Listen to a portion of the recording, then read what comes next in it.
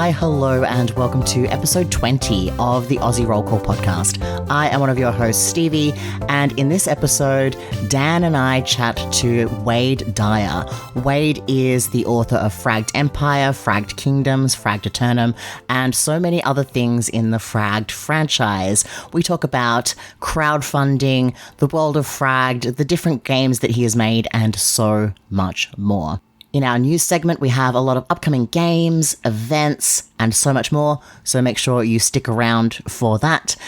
And in our Vox Pop, we will be joined by a Nathan from Dungeons & Dragons Australia to give us his answers on the Fast Five. Now, without further ado, let's jump in to the interview with Wade now. Hi everyone, my name's Daniel. Welcome to the Aussie Roll Call podcast. Today we have Wade Dyer, who reached their goal for their fundraising for Fragged Kingdom 2. And of course, we are joined by my co-host Stevie as well. Wade, let you introduce yourself. How would people know you? And tell us more about yourself. G'day, I'm Wade. Most people know me for making the Fragged Empire RPG, which is my post-apocalyptic sci-fi. And I'm very blessed that I've been doing this for full time for about a decade now, and I'm still utterly stressed out of my brain every time I do a crowdfunding project because it's just setting my budget and setting my livelihood and seeing if projects work or not. You never know, but I feel very privileged doing this. I don't know if you want to know me more about personal life. I grew up in country Victoria, moved to Melbourne, and in my 20s and all that sort of stuff. Wade, you said you've been doing this for a decade now. When did you first publish Fragged, and how did that actually come about? Where did the idea come from? It's always a long question because, how long do you go back? So I grew up role-playing with my friends, and we would homebrew the hell out of our game. Like, not just the rules and the world. In my early 20s, I was running a game which I started up with them, a sci-fi game, and that was kind of the roots of where Fragged came from. It was a personal universe that I had with my friends. And then I ended up moving to Melbourne and wanting something productive to do with my time. So rather than just play computer games, I thought, I want to make something. I love making things. I love books, love RPGs. I thought I was just going to do a small little vanity project when I stuck it up on Kickstarter back in the day. It ended up going much better than expected. So I kind of effectively fired myself from my previous job as a graphic designer and a youth worker, and then just started making RPGs. I just consider myself like a GM that's gone a little nuts, GM that got a little too deep into the world building and just never left. Pretty much. Like, it's I just get to, my excuse is because I turn into a product, it's all okay, Whereas if there was none of this, I'd probably still be doing it, but everyone just think I'm a little weird. The classic millennial monetizing their hobbies. and I do like you say, you've just got a bit mad. By my count, there's 5 different Fragged products at the moment, or have I missed one? Oh, well, I know I've done about 12 hardcover books. I've got Fragged Empire, Sci-Fi, Fragged Kingdoms, my fantasy, my techno-magic fantasy, Fragged Eternums, my gothic horror. So those are my big 3. But then I've also got Fragged Seas, which is Eldritch Pirates. I've got Diesel Punk Mecha, a Cyberpunk, and I also did Ragtag, which is like a rules-light bombastic version of Fragged Empire. And I like to mix it up every now and again. Between my big projects, I like to do weird little fun, experimental sort of creative stuff. Awesome. And like you said, so you described Fragged Empire initially as post-apocalyptic. I think there's 7 posts, actually, isn't there? It's very far-flung future for those who haven't played it. What can you tell us about Fragged Kingdom? So it's just been funded as of in the past 24 hours from memory. Yeah. So I woke up this morning and it was finally funded. It was sitting at like 99% yesterday. And I'm like, come on, just get over the line. But yeah, anyway, so Fragged Kingdom, it's a techno-magical fantasy, and it's actually set in the same universe as my Fragged Empire. So you've got the same species in there. So there's no humans, but there's all like my Kaltoran, Legion, Twyfar, all these different species that I've created. But I'm putting them in a completely different context, and so they come out with a different expression. And this idea that the world is, technologically devolved, so people kind of think technology is magic. That sort of thing's been done before a bunch, and this is sort of my take on it. I'm a really big fan of doing stuff that's new. a little bit, but still digestible. So you have a little bit of familiar there to sort of ease people in. But then I start to get more original with stuff. So, for example, I just did a post today talking about dragons in my world, classic cornerstone of fantasy. But in my world, they're like these genetically engineered monsters, and sort of talking about how that is. And yeah, so people who know Fragged Empire will kind of get an extra kick out of it going into Fragged Kingdom, but you don't need to know Fragged Empire to know Fragged Kingdom. A lot of themes of it's to do with sort of civilization versus nature, this idea of, of course, the Magi-tech in there, and sort of clash of cultures, a lot of exploration and things like that in there as well. Amazing. And one thing I do love about your different settings is the different species. They're all so evocative and so much fun to kind of play with and see in action. Every time I play a Frag game, that's one of the things I look forward to for character creation. Now, you kind of went into this a little bit before, but how did you reach this point? So you kind of just started off building your own world, and what advice would you have for someone wanting to follow in your 10-year footsteps? Yeah, so I often have game designers talk to me and ask me questions. And I was just telling a friend this the other day. The two core bits of advice that I would give to people, one is go for quality over quantity. If you're going to do a project, don't do what I did, okay? Because I went for big, okay? Go for something small that is excellent, okay? Start off doing that, and then as you grow in your skill and your capacity, you'll be able to make it larger, but keep things tight. The second bit of advice I would give to people is if you're wanting to do something, find someone who's already done it and talk to them. I think if you follow those two bits of advice, that'll give you a massive head start, but you'll be surprised at how many people don't do those two things. Because creators, we want to make something big and vast and our magnus opus, right out of the gate. We want to do that, and that's not how that works. I probably think Fragged Empire 2 is probably the best thing that I've made, and that took me another 8 years after my first one. And I found talking to people who've already done the thing that I wanted to do was a massive, massive help to me. Yeah. Don't the internet's good for finding information and going out there and learning things, but nothing substitutes someone who's actually done it and walked it. Yeah. So interacting with those other designers, finding out how they got their ideas. Sounds like and how they structure things and how they structure their creative process and how they learn what to prioritize. Like for example, if you were to talk to me about world building, something that I would recommend is firstly, find the pillars in your world. What are the key sort of topics that are the most interesting? Lock those in and make everything orbit around those. And then secondarily, I might say, as we sort of talked about a bit before, make something interesting, but it's got to have some sort of entry point into it that's not too hard. If what you've done is so strange and so exotic, people might even choke on it as they're trying to consume it. But if you can sort of ease people into it and then get weirder and weirder, I find that works a lot better. Yeah. So it's almost like being in a new relationship. You hide your weirdness at first, and then when they're sucked in too far, that's when you can start bringing out the full weird. You can bring up the weird. I don't know if they're a relationship podcast, but all right. If they're already convinced that you're nice and you're friendly and trustworthy and charming, then the weirdness becomes a lot more palatable. Yes, excellent. Have you seen my Lego collection? And then you open up the spare rooms. Yes. Now, one thing about your systems, they're all D6 systems, and one thing that I really like is that effectively, if you get a 6 on those dice, you get some kind of critical effect. You can, depending on your build, you can choose what they are, but you can still fail on the roll. How did you settle on that system? How did you create that? So mine's a 3d6, they call it the core resolution mechanic, which is 3d6 plus a modifier, say +2 to mechanics, and you're trying to get a 12 or a 14.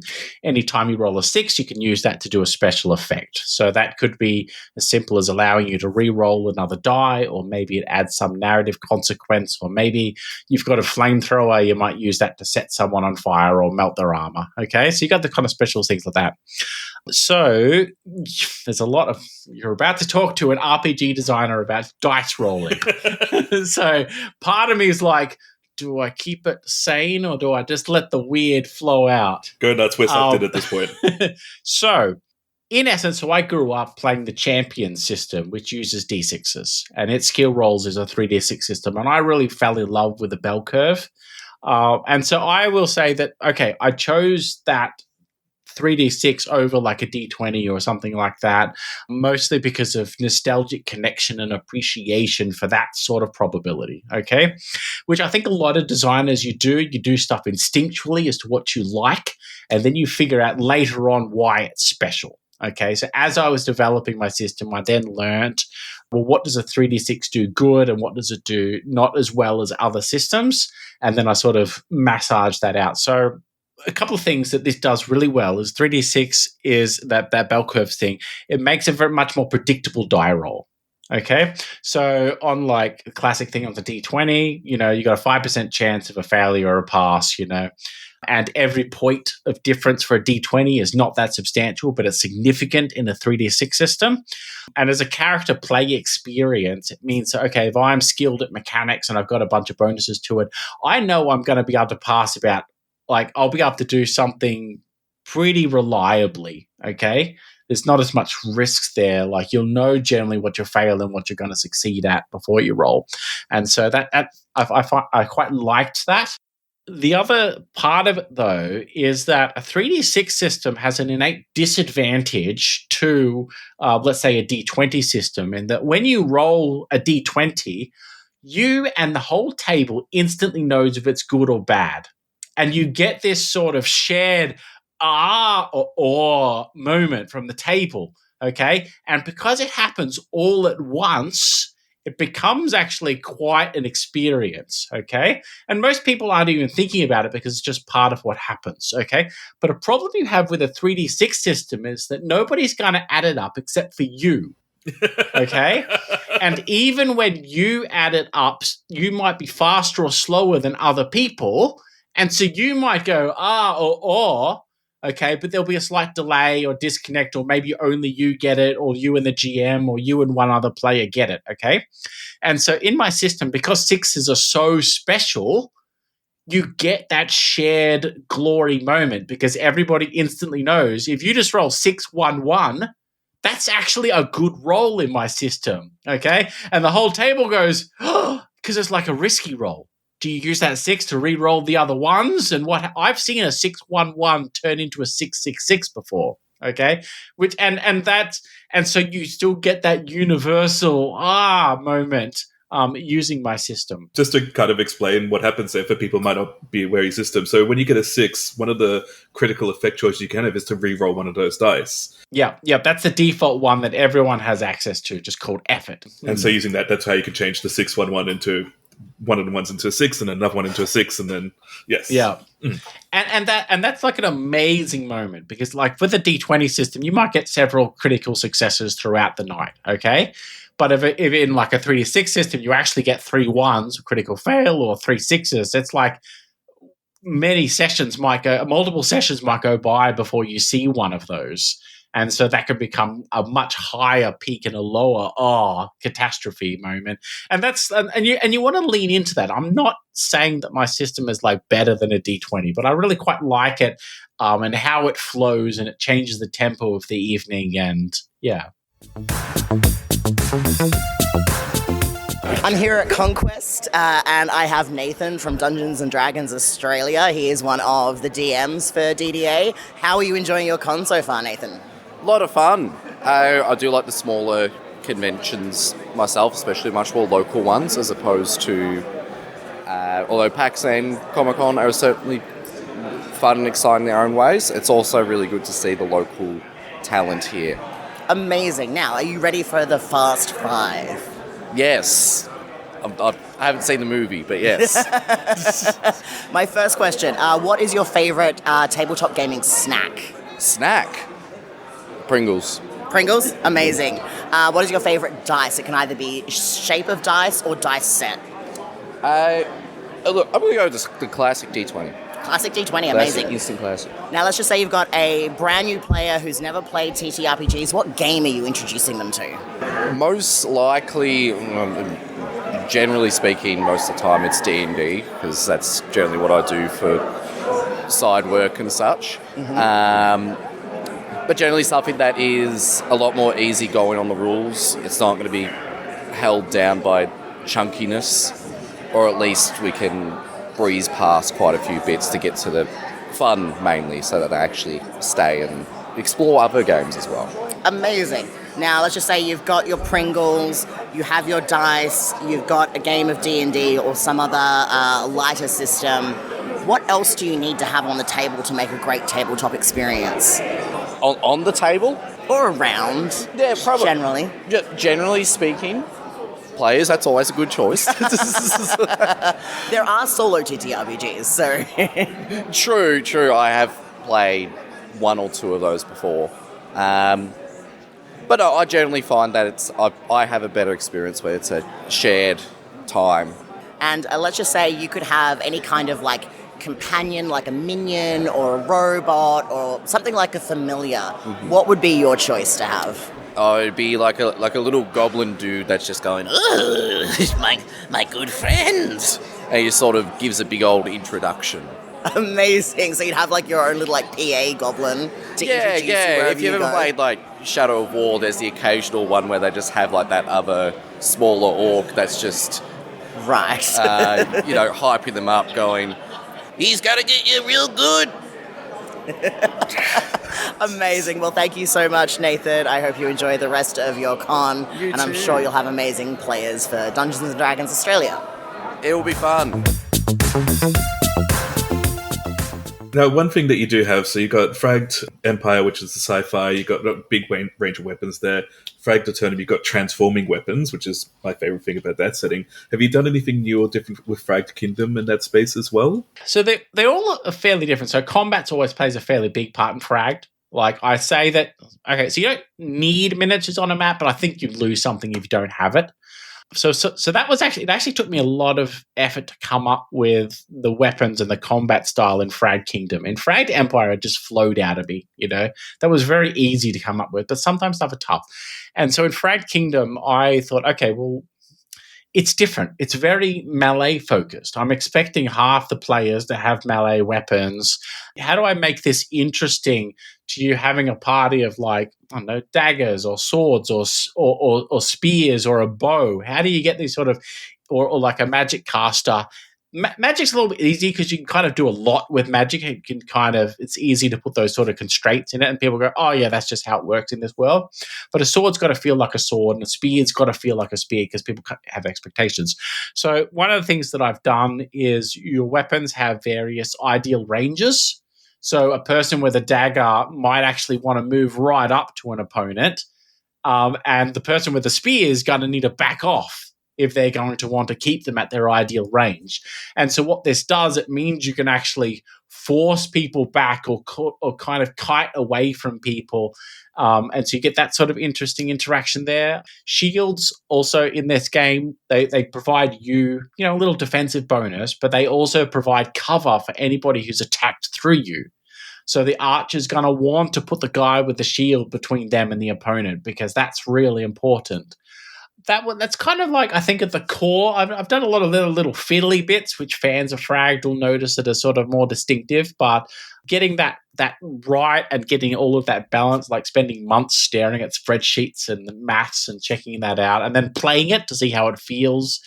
And so I'm really quite proud of it, actually. I think it struck that nice sort of heroic fantasy fighting, but still quite tactical and thoughtful. Because that is something that is definitely missing out of some big fantasy RPGs is some of that more technical sort of like thinking about those sort of like melee combats. Like you've got one close range and then you've got, a distance range, and there's no sort of like appreciation of, getting really close to someone or stepping a little bit back. And I really like the fact that there's been a lot of thought put into that for Fragged Kingdom. So you started with Fragged Empire, which is, post-apocalyptic. And then which was the second of the expansions that you wrote for Fragged? So my second book was actually Fragged Seas. That was actually my second one. And then I think it was Kingdom and Eternum after that, I think. So most of my books are in their own world, but I thought for Fragged Kingdom, so fantasy is a staple of RPG genre. Like RPGs, like fantasy is most of what people play. And I knew I wanted to do a fantasy, but I thought one is I wanted to make something fresh, a little bit fresh and original, but I just thought it was a really fun opportunity to sort of make a fantasy world without elves and dwarves or humans and even horses. There is none of that stuff. But then I thought, okay, that's going to make it a little bit hard for people to digest. What about if I link it to Fragged Empire so that way people are a little bit familiar and it can provide an additional hook? And so I've kind of done that. I thought that was an interesting opportunity in Fragged Kingdoms to sort of grab these sort of familiar species that a lot of my community know and love and then give them a different twist, a new take on it. Because I think RPGs are at their best when they're asking questions. And they're asking questions that GMs and players can answer. And I think that's what I'm trying to do in a lot of my books is just put forward interesting ideas that can generate interesting characters and interesting player characters, interesting NPCs, or interesting situations, and then let them go nuts with it. And so, yeah, I thought that's kind of why I did that. Yeah. Yeah, absolutely. Yeah. I also I will also admit I really enjoyed making the goddess of commerce named Corp, which is the name of the megacorp from Fragged Empire. I like funny little bits like that as well. Like, yeah. I love that. That is genuinely funny. I hadn't seen that one. Now, on that note, it sounds like, you've probably played millions and millions and millions of games at this point. What do you have a favorite gaming-related memory from one of the games you've ever run or possibly even been a player for? Oh, favorite memory. Oh, man, that's a tough one. I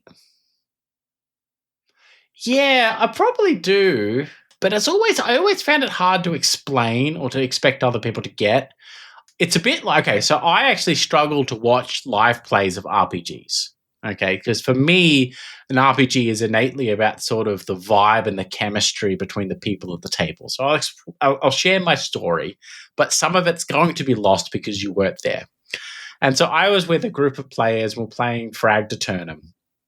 And the players and I were vibing really well. Everyone was laughing, it was super tense. In Fragged Eternum, if people don't know, it's a game where GMs are encouraged to not hold back and can kill the player characters a lot because they're sort of immortal, okay? And the players had just fought this giant fiend that was like the size of a cathedral that was trying to do this big resurrection, spell. And right at the end, all of the PCs had died except for one, okay? And they were like, she was like down to her last, bit. Like she was bleeding out, she's wounded, she like patched herself up, and she's like, she couldn't even take one more fight and she'd be over, okay? And I full on tried to do it. Like all the players knew I was not fudging any die rolls. They'd really won that fight, okay? And then right at the end, there's this sort of an arcane roll you can make to sort of summon the other player characters back to life. Okay. And so she stood in the middle of the summoning, portal that the evil fiend had created and then did her resurrection arcane roll, which was exactly what the big bad guy was trying to do. And she like failed it, and because she failed it really bad, I'm like, okay, well, you just finished off activating what the big bad guy was trying to do. Oh, no. And then she did it, and she summoned this, like, kind of world-ending big boss who rocked up and, like... And I made all the other players to be quiet when this one player was doing this. And to this day, I don't know whether she did it because she just didn't think, okay, or whether she did it because she loved drama and she just wanted to go, whoops. Oh, dear. You know what? The two sides of an RPG player. And I honestly do not care because it was probably one of the most fun moments I'd ever had, and the whole table was vibing, and everyone was outraged and excited and aghast, and it was excellent. I loved it. It's very much inside you to two wolves, and both of them summoned the bad demon.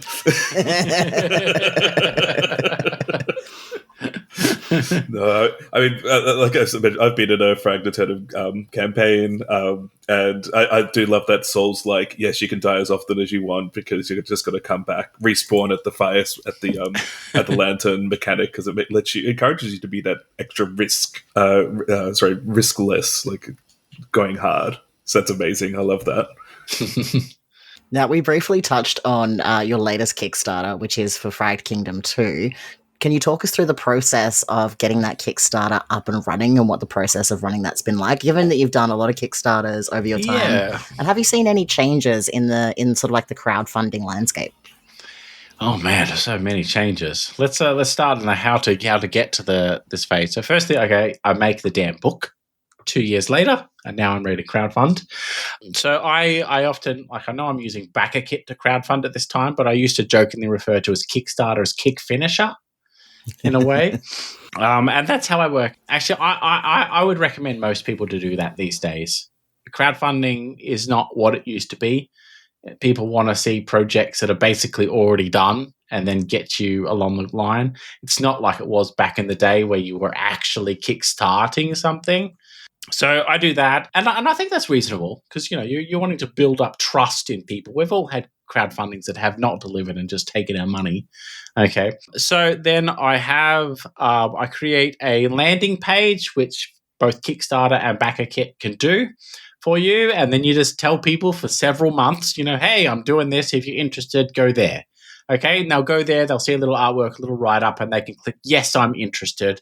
And they'll enter their email address. And so that way, when I go live, those people will be emailed instantly at that point. How important is that pre-launch phase, do you think? Because I think it's massive. It's a phase that I don't think people pay a lot of attention to. And I'm just wondering to get your perspective of do you see that being a significant contributor to the success of your projects? Yes. Yeah. So big things like having that pre-done campaign is... I often don't actually think about crowdfunding as much as a marketing tool these days, as more of a opportunity to activate your existing audience. Crowdfunding is, I don't even know how to explain it. Like, you think about it, you've got to actually do all of your marketing beforehand. That's when you actually collect people. That's when you get people interested into your project and they share it around. And then so I do a lot of that. So through social media. Also, when I launch, I have a giant big mailing list, which I send out to people. I apologize to my Orc community because I try not to email them until I go live with a campaign. And then I kind of send them about half a dozen emails. So I will shut up as soon as this campaign's over. You won't hear from me again for a while.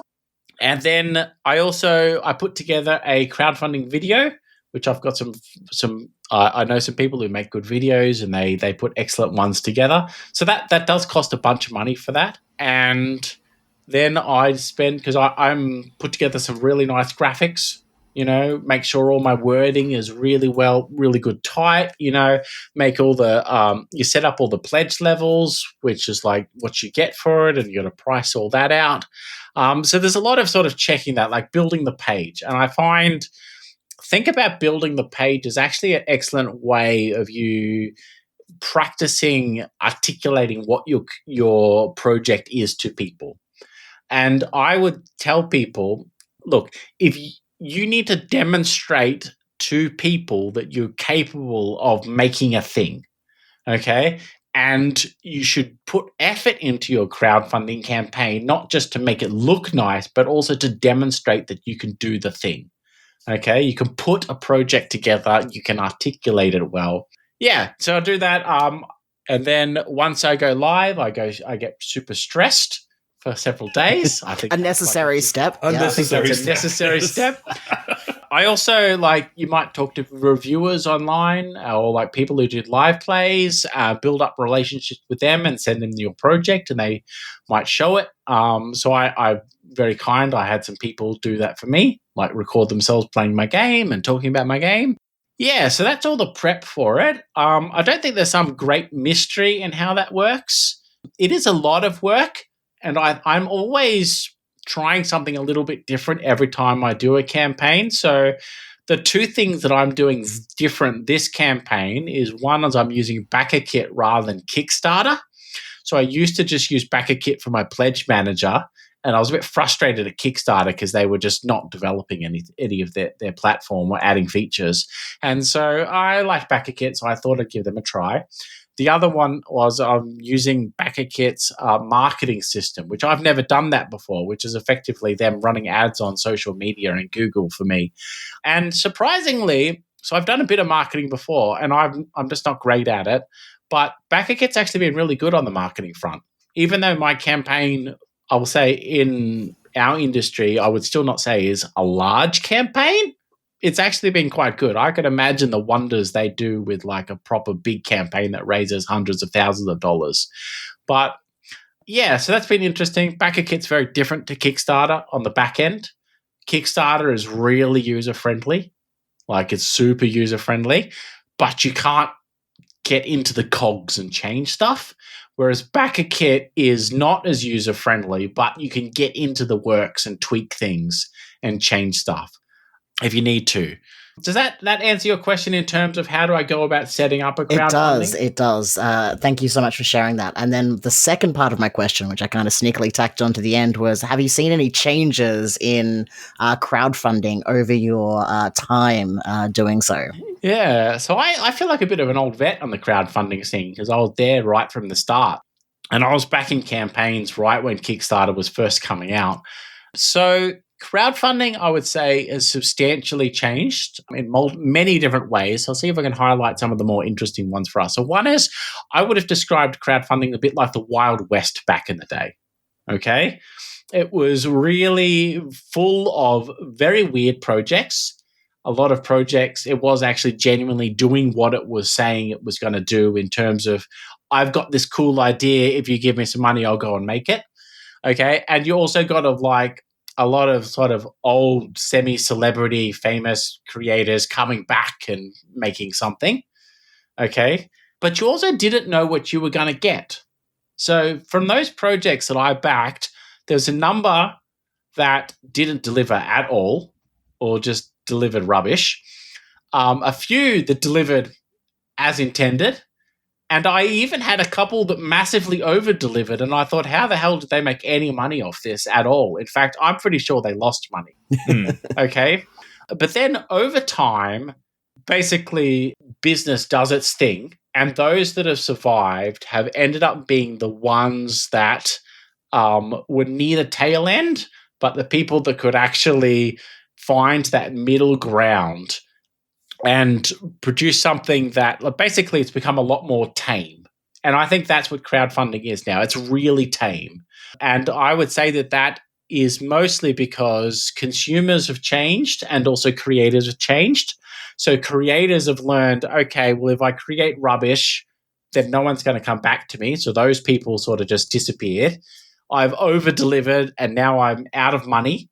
And so that businesses either need to force to adjust or to leverage their audience and then stabilize, or they disappeared. And the ones that could sort of strike that middle ground, they're the ones that are around now. And so I would say, okay, so back in the day, my first crowdfunding was really big. And on the outside, it was really successful, okay? And I was super happy with it. But I didn't really make any money off that first one because I made a bunch of mistakes and the Aussie dollar dropped, a massive amount back then. But I had an audience and I built on that and I got stable. Okay. Another big thing, there's two more points I'll probably share on this one. One is I'm seeing some changes in how campaigns are structured as well. So, for example, back in the day, stretch goals were everything. It was all about hype. Everyone's like hype, hype, hype, hype, hype, hype, hype, hype. Okay. I now have a little blurb at the bottom of my crowdfunding that says stretch goals.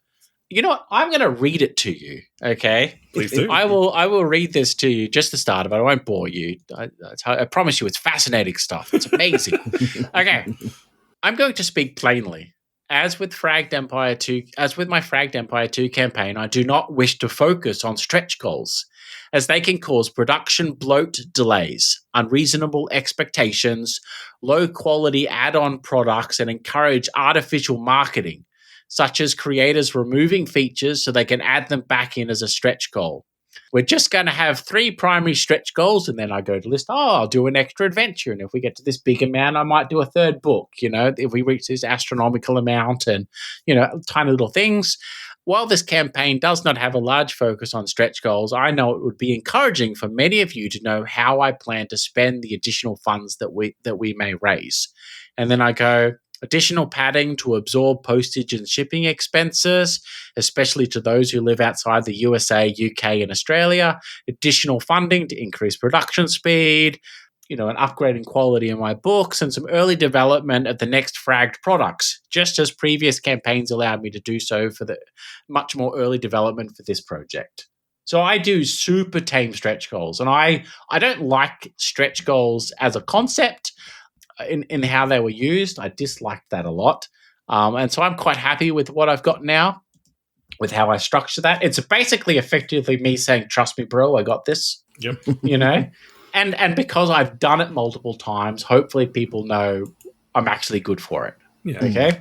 Another thing that's shifted a lot is actually with crowdfunding is the types of projects that are on crowdfunding. So you'll notice that there's a lot less digital games, for example, on crowdfunding these days than what there was back in the day. And that's because the platform didn't really work well for digital games. But it's gone very well for tabletop games, such as board games and RPGs.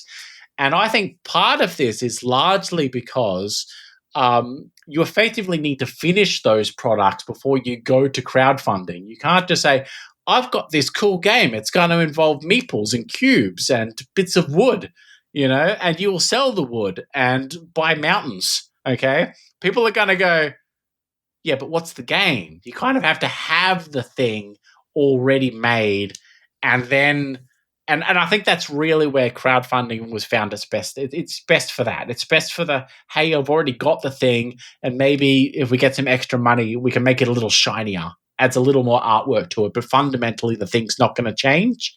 Whereas digital products are not like that, because people could just say, well, I want endless features, and feature creep destroyed them, and it just doesn't work. Yeah. It sounds more like almost like a pre-order service, really, than the funding that used to be.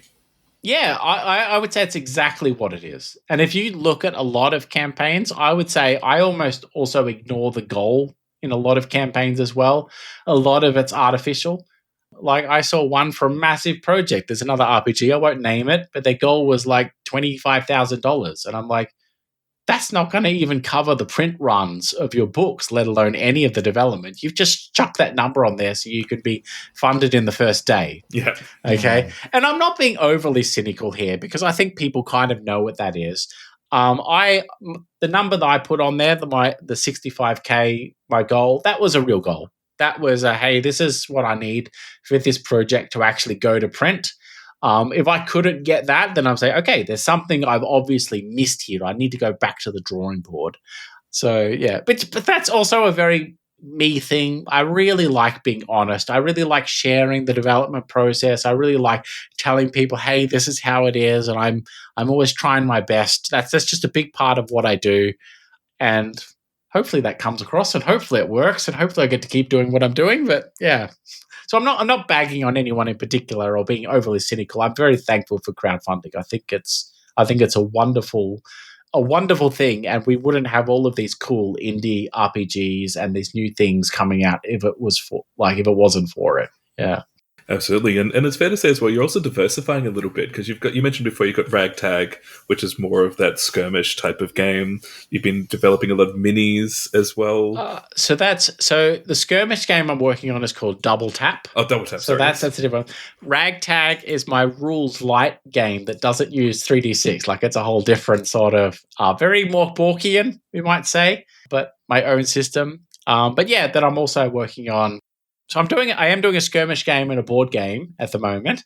it feels interesting because I feel like, oh, this is what it was like back when I started my RPG. I've got to like build up the grassroots again, and I've, please someone listen to me whenever I talk about my new project, because that's what it is when you're starting out a new thing. It's like anyone who please listen to me, please have a look at what I'm doing. Yeah. Well, how is that? If you don't mind talking about it, how is Double Tap going? How far along are you? Yeah, so I'm using a different system for Double Tap. So Double Tap's my skirmish game. So the idea is, 3x4 table. You have about 7 units per side. It's set in my Fragged Empire universe. I go into more details if you want, but that's the type of game it is. I've been trying to do a skirmish game for probably about 8 years. And I've actually finished this game twice before, in that I've made the rules. I've fully functional prototypes, got into tabletop sim, and it works. And then I get to a point I go, this is not fun enough. And then it goes on the shelf. I've done that twice. Okay. And I finally found it. After this third attempt, it finally worked. I finally not only found a game that I thought was fun, and I think a lot of it is I just had to learn a bunch more about it because I'm a really experienced RPGer. Like, I love RPGs. I love and breathe it. With the wargaming, despite playing it, I didn't quite live it to the same extent. So it took me a long time to sort of learn and teach myself how that works. And also, 3D printing is a massive game changer. So back when I was also starting out, production was a giant killer. So I would get resin mold miniatures made, and that was amazing and cutting edge back when I was doing it. But it's really impossible to do in Australia, and the shipping costs were just a killer for anything production-wise. And I couldn't go hard plastic, like the Warhammer minis. That's because it costs you like $40,000-$50,000 to get a mold set up. I don't have that sort of money. So what I'm doing for Double Tap is I'm running a Patreon for that, where people can subscribe to my Patreon. And, this is when I'm supposed to plug the Patreon, isn't it? So you can say it's at the end, but also in the middle, it's everywhere. Fragged Miniatures Plus. Okay, it's my Patreon. It's an exciting Patreon. So basically, I've had people ask me to set up a Patreon for a long time, but I thought I don't know what to offer. Okay. And so I set up a Patreon as a way to support people could support me with a few bucks. You can also just follow for free. And on that, I offer an STL file each month, which people can then take to a local 3D printer or print it out themselves. And the community votes on what character comes out each month. And I can also showing any of my playtests for the projects that I'm working on. I'm going to start doing a lot more through the Patreon as well, sort of giving people that sort of exclusive, really join in at the grassroots of me starting something and seeing behind the scenes sort of stuff. I don't like gatekeeping too much of the sort of stuff I share because I just kind of like sharing stuff. But the Patreon's been really helpful for that. And that's been helping to fund the development of Double Tap, which is largely just getting the miniature range up and going, which I've always loved minis. I mean, I made an RPG with minis, but back in the day, the whole trend was like it's either OSR or rules light, and everyone told me I was nuts. But because I loved what I did, and I just managed to find a community, so yeah. But go mini RPGs. Yes, amazing. Now, I feel like we've talked a lot about future plans already, but is there anything that you do have coming in the future we haven't already touched on? Apart from, so Fragged Kingdom 2, that I've got my Double Tap skirmish game. So the other things that are coming up down the pipe is, of course, my board game. So I'm working with another board game designer, Carl, from here in Australia, to do that. It's going to be called Fragged Cosmos. I tell you what, those American tariffs scared the hell out of me. That knocked the board game industry around something amazing. So that has delayed that project a bit, even though a lot of that's been lightened up. But I hope to have a functional prototype for that at PAX this year, if all goes well. And then hopefully we'll be able to launch that next year. And then apart from that is I'm probably working on Fragged Eternum 2. My community already knows it, and so I'm already starting to think about that and start to mapping out some things. I'm one of those people that I love designing games, and that's what I do to relax. And so the worst thing you can do is just make me really, really peaceful, give me a sketch pad and a pen, and I'm going to come up with a game. And that's pretty much how most of my small projects happen. Is Wade got comfortable and bored, or very, or something, or went on holidays or something, and he comes back and he's got a whole new thing out. So yeah, so I've been spending my spare time doing Fragged Kingdom 2, but that's a while off. Like that's a year and a half, 2-year project, same as Fragged Kingdom 2 and Fragged Empire 2. Yeah. I'm very excited to hear that. Wait, if you're ready, we've got our fast 5 questions. So 5 rapid fire questions we ask every one of our guests. So far, I believe we're up to 2 wrong answers, but for the most part, there aren't that many. And the first one is, so you've sat down, everyone's around the table ready to start playing. What's your best gaming table snack to eat? Those little corn ring things. Corn ring things? The cheezels. Like cheezels. The little cheezels. That's it. I was trying to think of the name. They're cheezels. Can I ask why? I'm just... They're grabbable, and they're a bit messy, aren't they? Maybe they're not the best one. Look, going all for taste over we're going all for taste over function here. Yeah, amazing. Second one, favorite dice. So that can either be a particular size, like D6, D12, what have you, or if you've got like D6, a particular set. All the way, D6. Those other things are Eldritch Abominations. Every single one of them are just mutations of. The D6 is the woof of the dice world, okay? Everything else is just some sort of, inbred, purebred nonsense. The D6 is also like 5,000 years old, so, we've been using it for a very long time. Exactly. Also true. Yeah. It is the alpha dice. Yeah. Now, you've got a new bunch of friends that you're wanting to introduce into tabletop role-playing games. What's your favorite game to introduce new players to? I'm just going to go Fragged Empire because I know it so well. I could just run that thing and put all effort into funny voices and setting the scene and the actual adventure and getting everyone comfy and yep. Amazing. Now you're sitting down, you're about to run Fragged Empire. What is your tabletop must-have, like an accessory, either as a GM or as a player, when you're sitting down? Must-have is notepad and pen. That way you can write down every player's name, and you can write. Then you just put underline, then you put the character names, then NPCs, and just yep. No taking on the spot. Amazing. Now, last one. If you could have a companion, a minion, animal, a robot, something like a familiar in D&D, what would it be and what would it look like? I think I'm going to go dog. I want just a dog, A sentient dog? Yeah, just a dog. Yeah. Nothing super You do special. know that you're allowed to have those IRL, right, Wade? Yeah, that's because dogs are the best. This is true. They're loyal, they're friendly, you can cuddle them. Like a dog is amazing. So just to get this right, if anything were possible, Wade just wants a dog. In the world of imagination open to this question. Dog. Yeah. I love that. You can keep your fairy dragons and your robots and your, what have you. I'm taking dog. Yeah. Amazing.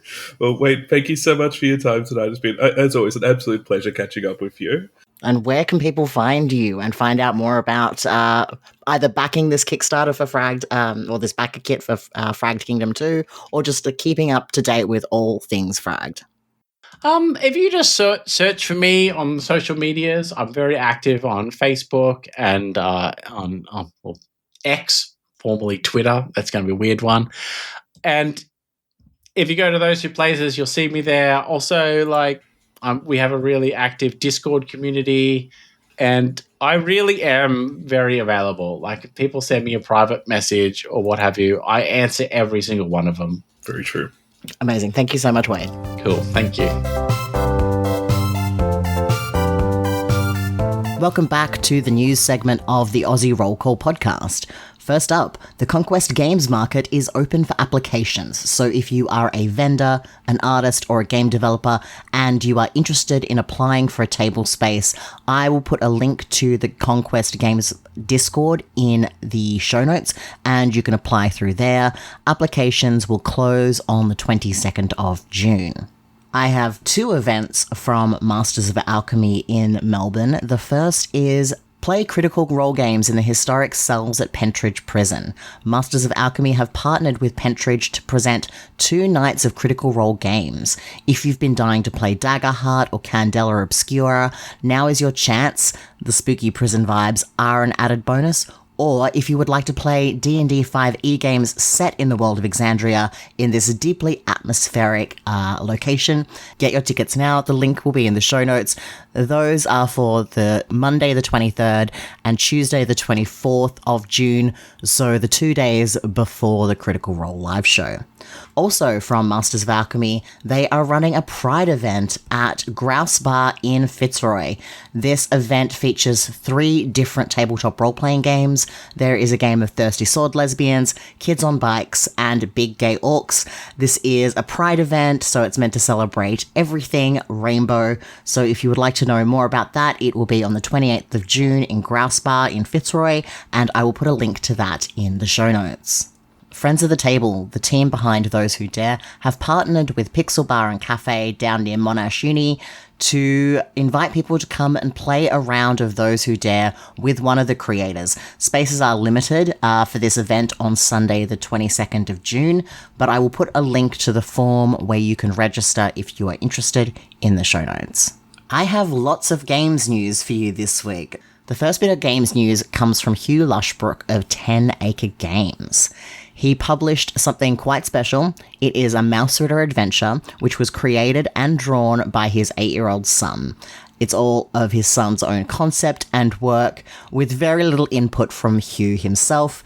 It is available for free or as a pay what you want, and any money that you do spend on it will go directly to this kiddo. So if you feel like taking the time to leave a comment or a rating or a review, that would be amazing and help this little budding game designer on his journey.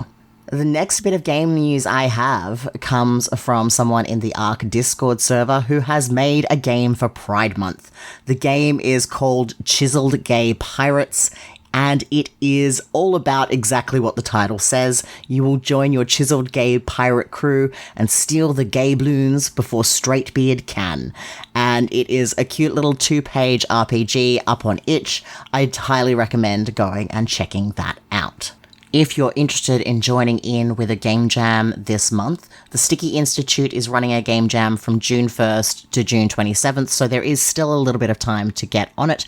If you want to participate, I will put a link to the information about this game jam by Sticky in the show notes. And that is all I have for news this week. Some people have been asking us what the best thing they can do is to support the podcast. And honestly, it's rating and reviewing it wherever you're listening to it. It really does help us reach brand new audiences and other listeners just like you.